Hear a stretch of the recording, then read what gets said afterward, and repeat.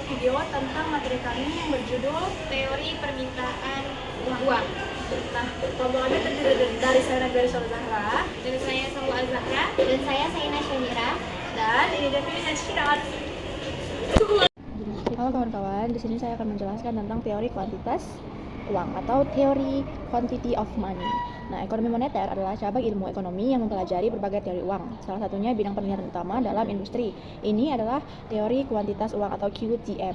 Nah, menurut teori kuantitas uang, tingkat harga umum barang dan jasa sebanding dengan jumlah uang beredar dalam suatu perekonomian. Meskipun teori ini awalnya dirumuskan oleh matematikawan Polandia Nicolaus Copernicus pada tahun 1517, kemudian dipopulerkan oleh ekonom Milton Friedman dan Anna Schwartz setelah penerbitan buku mereka A Monetary History of the United States tahun 1867 sampai dengan 1960. Menurut teori kuantitas uang, tingkat harga, jika jumlah uang beredar dalam suatu perekonomian berlipat ganda, maka tingkat harga juga berlipat ganda. Semua hal lain dianggap sama. Ini berarti bahwa konsumen membayar 2 kali lipat lebih banyak untuk jumlah barang dan jasa yang sama. Teori ini mengasumsikan bahwa perubahan jumlah uang beredar adalah alasan utama perubahan pengeluaran atau salah satu implikasi dari asumsi ini adalah bahwa nilai uang ditentukan oleh jumlah uang yang tersedia dalam suatu perekonomian.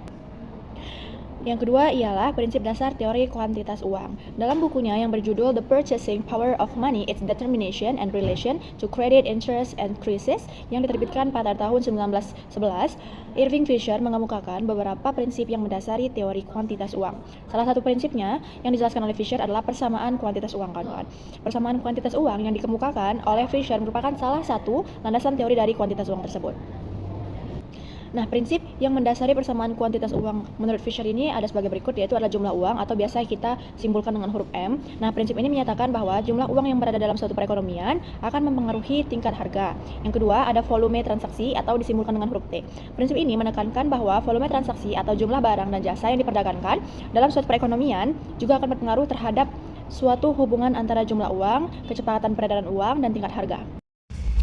Baiklah, di sini saya akan menjelaskan materi yang kedua, yaitu tentang teori permintaan uang oleh John Maynard Keynes, dan materinya biar lebih jelas lagi akan saya tulis di dalam video. Yang pertama yaitu motif transaksi. Menurut Keynes adalah dorongan seseorang untuk memegang uang tunai untuk melakukan pembayaran sehari-hari. Motif ini muncul karena uang digunakan untuk melakukan pembayaran secara reguler. Semakin tinggi kegiatan transaksi ekonomi, maka akan semakin tinggi permintaan uang untuk kebutuhan transaksi. Nah, yang kedua yaitu motif berjaga-jaga. Adalah dorongan masyarakat untuk menyimpan uang untuk keperluan di masa depan, tergantung pada pendapatan berkait dengan cadangan untuk sesuatu hal yang tak terduga.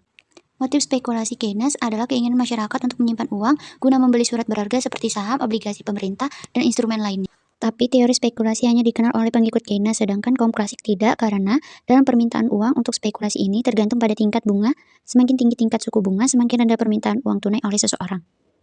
Dari 3 motif permintaan uang, permintaan untuk tujuan transaksi merupakan tujuan pemegang uang yang paling penting, karena dapat mempermudah dalam proses pertukaran dan dapat dengan mudah menggunakan untuk membeli suatu barang yang dibutuhkan. Baik, di sini saya akan menjelaskan materi yang ketiga, yaitu teori permintaan uang atau teori monetaris. Teori monetaris ini menegaskan bahwa jumlah variasi dalam uang yang beredar ini memiliki pengaruh yang besar dalam output nasional dalam jangka pendek dan pada tingkat harga selama periode yang lama. Dan teori ini berakar dari 2 aliran pemikiran yang secara historis dan agonistik.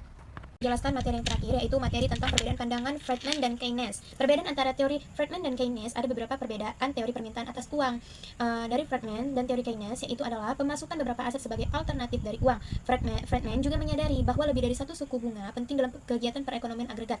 Keynes memasukkan aset keuntungan keuangan selain uang ke dalam satu kategori besar, obligasi, karena dia merasa bahwa tingkat pengembalian secara umum itu bergerak searah. Peringkat tingkat pengembalian dari obligasi akan menjadi indikator yang baik terhadap perkiraan tingkat pengembalian dari aset keuangan lainnya, sehingga tidak perlu memasukkan secara terpisah dan dalam fungsi permintaan. Dan ada juga fungsi permintaan uang. Friedman ini beranggapan bahwa uang dan barang merupakan substitusi. Artinya masyarakat ini bisa memilih antara keduanya ketika memutuskan beberapa banyak uang yang harus dipegang. Itu sebabnya Friedman ini memasukkan perkiraan tingkat pengembalian dari barang alternatif terhadap uang sebagai variabel dalam fungsi permintaan uangnya. Asumsi bahwa uang dalam barang merupakan substitusi menunjukkan bahwa perubahan jumlah uang mempunyai dampak langsung pada pengeluaran agregat. Friedman ini menekankan dua masalah dalam membahas fungsi permintaan atas uang yang membedakan antara teori preferensi likuiditas Keynes. 3. Baik, sekian video yang dapat kami sampaikan.